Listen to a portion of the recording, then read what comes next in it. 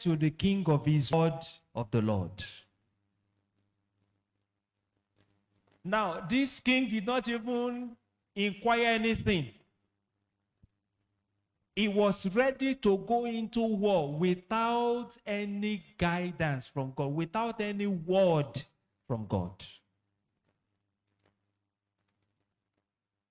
Let me ask us, well, I won't say a funny question, but this is a question. What has God personally about this year? This year, 2022, what has God spoken to you about this year? What convictions do you have about this year? What do you know that, yes, this is what God has said concerning me about this year. This is what he has promised me to do. I'm not talking about divine satisfaction. That is for every one of us. And of course, we are taking note of that. But what has God spoken personally?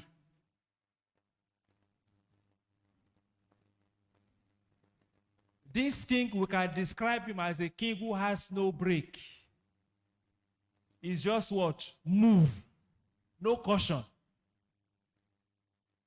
Thank God for Jehoshaphat. He cautioned him, King, why don't we inquire of the Lord? Why don't we ask God about this step we want to take? And of course, there were some people loyal to him. Let me say, palace priest or prophet loyal to him, who will always tell him what he wants to hear. And that's another mistake we make as human beings. When it comes to hearing from God, don't let it be what you want to hear from him. Let it be what God has in mind for you.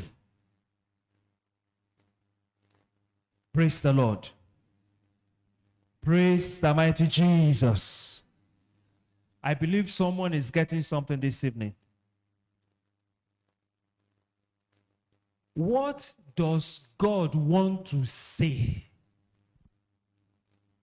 I have an experience some time ago. I don't know if I've shared it with us as a church, but I've shared it in parishes that have been opportuned to minister. I was still in the seminary, and our church in Agege, Christ Anglican Church, there was this baby church we just started, and every Sunday when I was on holidays from the seminary, I will be the one in charge of that small church. And the vicar rostered societies to be coming every Sunday to worship there. And I remember that day was the Trinity Sunday.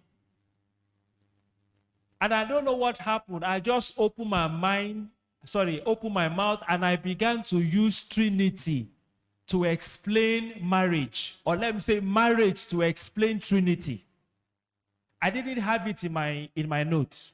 I was preaching.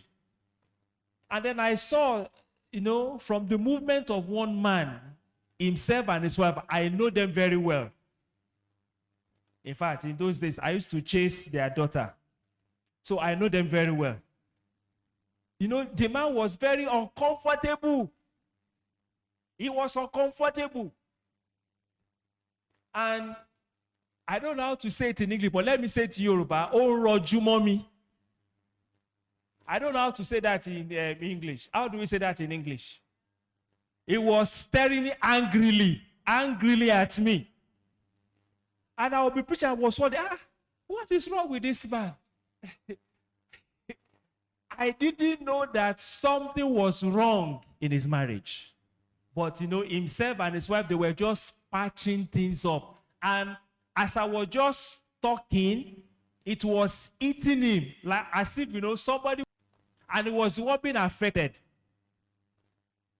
His wife was just smiling. I said, she was, thank God. She was just smiling, you know.